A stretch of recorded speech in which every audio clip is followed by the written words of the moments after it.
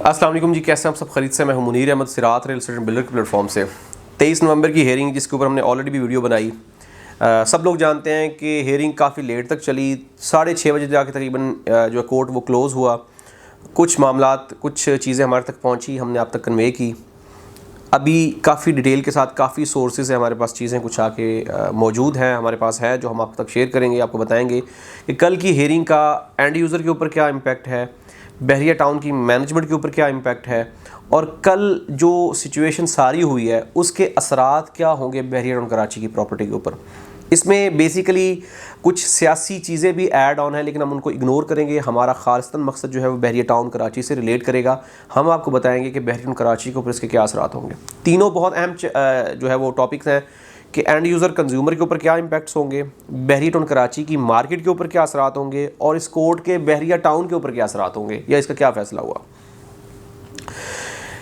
थोड़ा सा मैं चीज़ को इस तरह से रिलेट करूँगा कि लास्ट हेयरिंग में जो 6 नवंबर को हुई, उसमें कोर्ट की तरफ से ये कहा गया कि बहरिया टाउन कराची की जो लैंड है उसकी पैमाइश की जाए, क्योंकि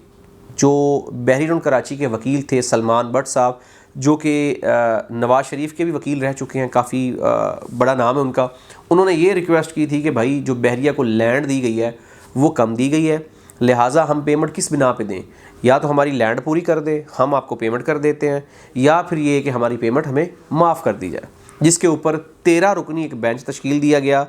जो कि कमिश्नर कराची की सरबराही में था, कि बहरिया टाउन कराची की जो लैंड है इसकी पैमाइश की जाए और एक रिपोर्ट जो है वो कोर्ट में जमा करवाई जाए हेयरिंग से पहले। अब ये जो केस की हेयरिंग हो रही थी, ये 3 रुकनी बेंच था जो काजी फाइज ईसा साहब की सरबराही में था, और इसमें अतर मिनल्ला साहब भी शामिल थे, और ये वाला जो फ़ैसला था ये सुनाना जाना था 23 तारीख को। अब हुआ ये, इसमें काफ़ी सारी चीज़ें ऐसी जो मैं आपको बताना चाहता हूँ कि कोर्ट की नौयत इसमें एक चीज़ रिलेट करती थी 130 मिलियन पाउंड वाली भी, जो है आप कह सकते हैं अलकादर ट्रस्ट वाली, जो इमरान खान के अगेंस्ट एक केस था, जो कि एक आम शहरी ने दायर किया था कि जो बहरिया टाउन कराची के 190 मिलियन पाउंड है, 190 मिलियन पाउंड है, उसका जो वो है वो अवाम का पैसा है, वो गवर्नमेंट का पैसा है, वो इनका पैसा नहीं है। तो इसके मुताबिक उनके ऊपर एक केस था। लेकिन मशरक बैंक की स्टेटमेंट के बाद उसकी जो सिचुएशन थी वो टोटली चेंज हो गई, जिसके ऊपर ये वाली जो दरख्वास्त थी इसको मुस्तरद कर दिया गया, और सुप्रीम कोर्ट की तरफ से ये बयानिया दिया गया कि भाई ये वाली जो पेमेंट है ये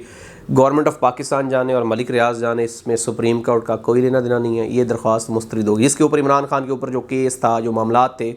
वो एक तरह से सारे जो है वो भीगी बिल्ली सारी साबित चीज़ें हुई। अब हमारा जो अगेन बोलूँगा जो टॉपिक है वो बहरिया टाउन के केस से रिलेट करता है। हम इस वाली चीज़ को स्किप करेंगे, क्योंकि आपको पता है हेयरिंग काफ़ी लंबी चली और 3 ब्रेक्स इसमें जो है वो हुई, क्योंकि जज साहबान की तरफ से ये था कि आज हम ये फ़ैसला हराल में करेंगे, चाहे हमें रात के 12 ही क्यों ना बज जाए, हम इसको मज़ीद लिंगर ऑन नहीं करेंगे। अब कल की जो सिचुएशन थी उसमें कोर्ट की तरफ से बहरिया टाउन को काफ़ी सख्त और स्ट्रिक्ट रवैया जो है वो फेस करना पड़ा। इवन जो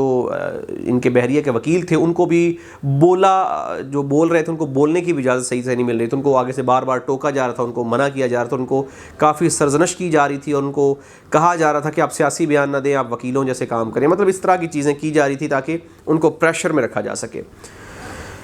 अब इसकी वजह क्या थी ये भी मैं आपके साथ अभी डिस्कस करूंगा कि इसकी वजह क्या थी, क्योंकि कल जो कोर्ट की हेयरिंग थी इसमें काफ़ी सारी चीज़ें ऐसी हुई जो कि कोर्ट के कवानीन के मुताबिक नहीं थी। मतलब उसमें सबसे पहली बात तो ये है कि जो एक सर्वे की जो एक रिपोर्ट बनी वो सबसे पहले दोनों फरीकैन को दिखाई जाती कि ये सर्वे हुआ है, इसमें ये वाली चीज़ें, ताकि वो उसके काउंटर क्वेश्चन या उसके मुताबिक जो कोई एक वैलिड चीज़ें हैं वो अपने प्रूफ के तौर पे ला सकें, ताकि बता सकें कि ये वाक़यात क्यों है। मतलब अगर लैंड की पैमाइश हुई है तो वो लैंड कितनी है, क्या वजूहात और किन बिना पे है, ताकि जो वकील है, जाहिर बात है वो हर चीज़ में टेक्निकल नहीं है, वो अपने जो बंदा है, जो उसका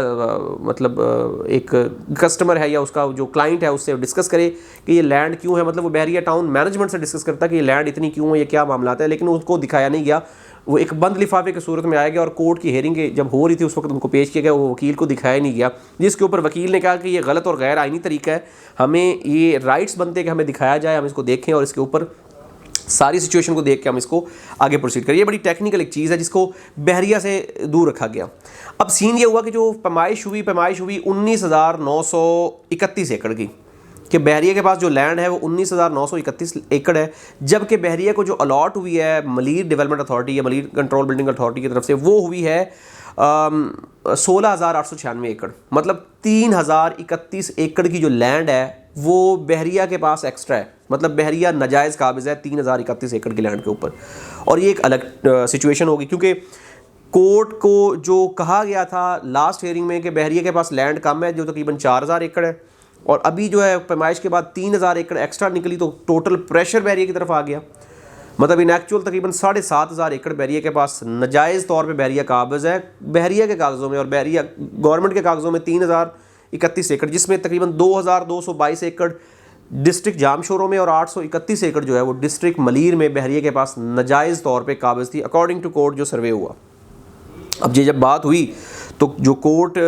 में जो वकील साहब थे वो आए शाये करने लग पड़े, मतलब सलमान भट्ट साहब, कि ये है वो है, क्योंकि ज़ाहिरी बात है वो टेक्निकल नहीं थे और उनको ये बताया भी नहीं गया था कि कोर्ट की जो पैमाइश हुई वो किस तरीके से की है। क्योंकि ज़ाहिरी बात है अगर उनको पता होता तो अपने क्लाइंट से डिस्कस करते कि ये लैंड किस तरह से है, तो ज़ाहिरी बात है बहरिया मैनेजमेंट या लैंड डिपार्टमेंट बताता कि किस तरह से लैंड है। जब ब्रेक हुई तो ब्रेक के बाद दोबारा जब हियरिंग स्टार्ट हुई तो वकील साहब ने ये कहा कि ये वाली जो लैंड है इसमें सारी की सारी सरकारी ज़मीन नहीं है, कुछ निजी ज़मीन भी है, मतलब प्राइवेटली भी बहरिया ने परचेज़ की, जो बाद में परचेज़ करता है वहाँ पे जो लोकल दही इलाके हैं या गोठे हैं या मामलात हैं उनसे बहरिया ने परचेज़ की है। और ये ऐसा है भी क्योंकि हम यहाँ पे मौजूद हैं, बहरिया ने काफ़ी सारी लैंड बाद में परचेज़ की है, जैसे कि प्रिजन 4, प्रिजन 7 वाली, बहरिया ग्रीन वाली, और इसी तरीके से स्पोर्ट्स सिटी पैराडाइज में भी काफ़ी सारी लैंड जो बहरिया ने बाद में एक्वायर की है। तो इसमें उसने बताया कि ये लैंड, इसमें निजी ज़मीन भी, आप सारी लैंड की किस तरह से पैमाइश करके आए, क्योंकि अगर आपने पैमाइश की थी तो आप हमें बताते, हम उसकी आपको प्रूफ प्रोवाइड करते हैं, हम आपको फैक्ट एंड फिगर्स पे बताते कि ये लैंड किस तरह से है, जिसके ऊपर बहरिया की जो ये चीज़ थी ना सुनी को अनसुनी कर दिया गया। अब इसमें 2 से 3 चीज़ें ऐसी हैं जो कि मैं आपको बताता हूँ कि जो काफ़ी ज़्यादा क्रिटिकल थी। इसमें सबसे पहली बात तो ये है कि जो 7 साल की टाइम टेन्योर में बहरिया ने 460 अरब की अमाउंट पे करनी थी, वो बहरिया को एज इट इज़ कहा गया कि वो आप अमाउंट पे करेंगे, और चौधरी साकिब निसार वाला जो केस था उसको एज इट इज़ प्रोसीड किया गया कि वही वाली अमाउंट आप पे करेंगे, आप वो पे नहीं करेंगे तो आपके खिलाफ सख्त एक्शन किया जाएगा। ठीक है। अब दूसरी बात यह है कि इसमें बहरिया ने जो एक हिम्मत की थी, बहरिया ने कहा था कि दूसरी सोसाइटीज़ को हमारे सेम खेवटों में, हमारे सेम इलाकों में, सेम दही इलाकों में, सेम जो हमारा एरिया उसमें 1 लाख रुपए पर एकड़ दिया जा रहा है, जबकि बहरिया को जो है वो 2,70,00,000 रुपए पर एकड़ दिया जा रहा है, जिसके ऊपर कोर्ट में जो फैसला हो रहा था, जो जज साहबान थे उन्होंने उस बात को सुनी को अनसुनी कर दिया और इग्नोर करके ये कहा कि बहरिया को जो पेमेंट है वो पेमेंट एज इट इज़, मतलब सवाल गंदम जवाब चना, मतलब जो भी चीज़ें थी उसको एज इट इज़ प्रोसीड कर दिया गया और उसके ऊपर कोई भी चीज़ें रूनुमा नहीं हो रही थी।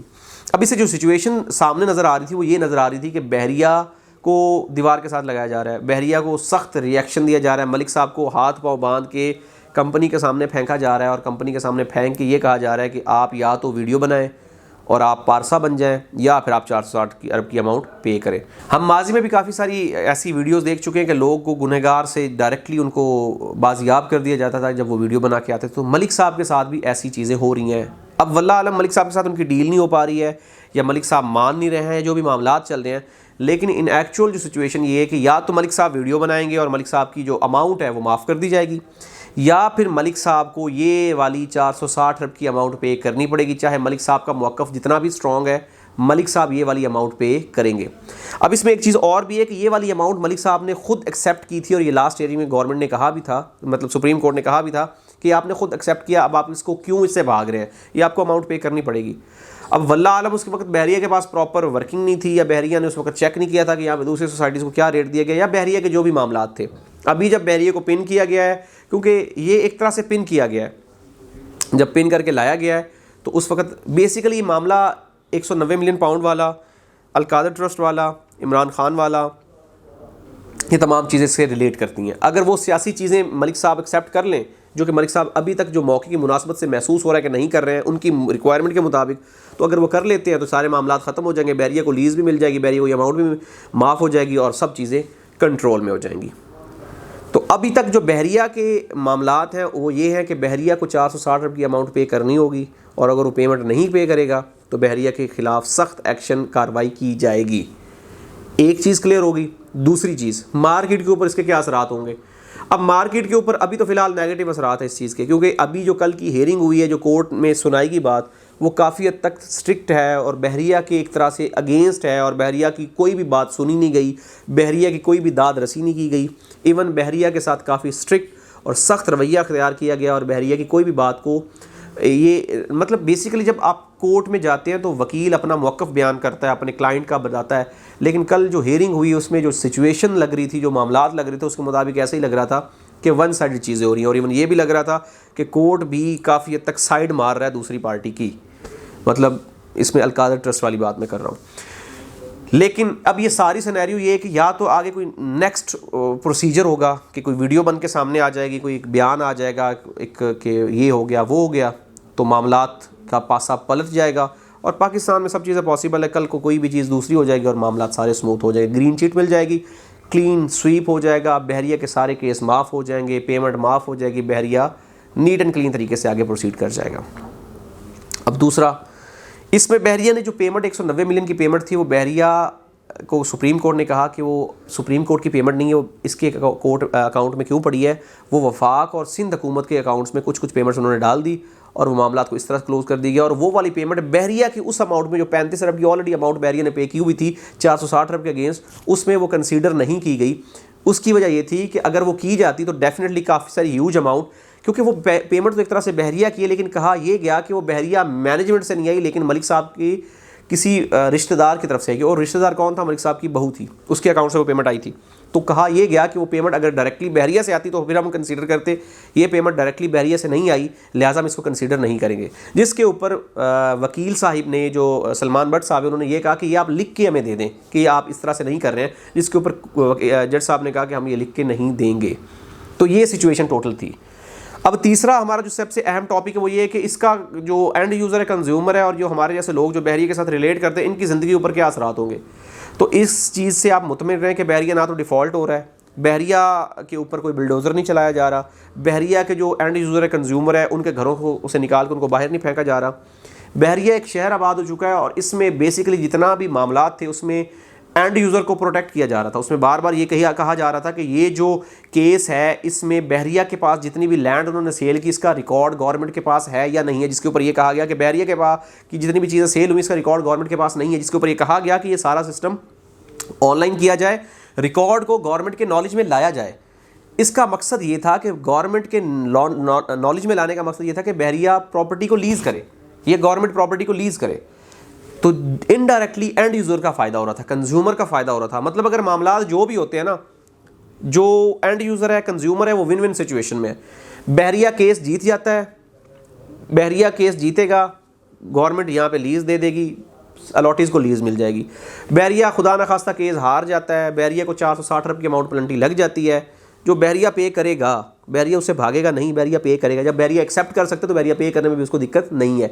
बहरिया डिफ़ॉल्ट होने का मतलब बहरिया टाउन प्राइवेट लिमिटेड का डिफ़ॉल्ट होना, बहरिया टाउन कराची का डिफ़ॉल्ट होना नहीं है। ये बात अपने ज़हन में रखें कि पूरा बहरिया की जितनी भी सोसाइटी सारी चीज़ें वो गवर्नमेंट बाकी सरकार ज़ब्त हो जाएंगी, तो ऐसा कभी भी नहीं होगा। तो इन एक्चुअल होगा ये कि अगर बहरिया केस जीतता है तो भी आपको लीज़ मिलेगी, और अगर बहरिया केस हारता है तो भी आपको लीज़ मिलेगी। चीज़ें हुकूमत के नॉलेज में चली गई, इससे फ़ायदा बहरिया टाउन के कंज्यूमर का है। इसके अलावा जितनी भी प्राइवेटली सोसाइटीज़ बनती हैं उनके लोगों का भी, क्योंकि इससे पहले होता है कि सोसाइटी एक लॉन्च होगी, उसको लीज़ नहीं मिला हुआ, वो बिकने शुरू हो गई, बिकेगी, उसके बाद लीज़ हुई ना हुई, बिल्डर भाग गया आगे पीछे, जो भी मामला था। अब ऐसा नहीं होगा। अब कोई भी सोसाइटी लॉन्च होगी, उसका रिकॉर्ड बहरिया के पास, गवर्नमेंट के पास जाएगा, उसको जो भी मतलब ट्रांसफर्स होंगी उसका रिकॉर्ड गवर्नमेंट के पास जाता रहेगा, और चीज़ों को एक प्रॉपर वे में जाएगा। और इन एक्चुअल अगर देखा जाए तो आप दुआ करनी चाहिए आपको, मतलब आप शुक्राने के नफल अदा करने चाहिए कि गवर्नमेंट ने बहरिया को प्रेस करने के चक्कर में एंड यूज़र का फ़ायदा कर दिया, और ये एक बहुत बड़ा मतलब आप कह सकते हैं कि काम है। तो इनडायरेक्टली ये कि यहाँ पे कुछ भी नहीं हो रहा, सब चीज़ें कंट्रोल में है, पॉजिटिव चीज़ों को लें, चीज़ें बेहतर हैं, और इसका डेफिनेटली मार्केट के ऊपर असर होगा। कोर्ट में केस हारता है बहरिया को पेनल्टी लगती है, नहीं लगती, जो भी मामला होता है, फैसला हतमी आएगा, चीज़ें क्लियर होंगी, लीज़ मिल जाएगी, इसके ऊपर कोई भी आके बैठ जाए, मामला स्मूथ हो जाएंगे, मार्केट ऊपर जाएगी, इलेक्शन के बाद चीज़ें बेहतर होना शुरू हो जाएंगी। तो ये कल की कोर्ट की जो हेयरिंग थी, इसका लुब्बे लुबाब, इसका मकसद ये था, काफ़ी लंबी हेयरिंग थी, तकरीबन कोई 6-7 घंटे की थी, लेकिन इसको अगर हम सम अप करें तो ये थे। इसमें मैंने एक चीज़ स्किप की, अलकादर ट्रस्ट वाली, लेकिन हमारा डेफिनेटली टॉपिक वो नहीं था, हमारा टॉपिक था बहरी टाउन कराची। तो बहरी टाउन कराची से रिलेट करती जितनी भी चीज़ें थी मैंने आपके साथ डिस्कस कर ली हैं। अगर मैंने कोई चीज़ जल्दबाजी में मिस कर दी हो, लेकिन मैंने कोशिश की कि सारी चीज़ें बताऊं, अगर कोई चीज़ मिस कर गई हो तो आपको कोई कंसर्न हो तो आप मेरे साथ कॉल करके कंफर्म कर सकते हैं। मैं इंशाल्लाह आपको प्रॉपर तरीके से डिस्कस कर दूंगा, आपको बता दूंगा कि क्या क्या मामला किस किस तरह से हैं और किस किस तरीके से हम चीज़ों को प्रोसीड कर सकते हैं। हमारा यूट्यूब चैनल ज़रूर सब्सक्राइब करें ताकि आप तक हमारी लेटेस्ट न्यूज़ अपडेट्स पहुँचती रहें।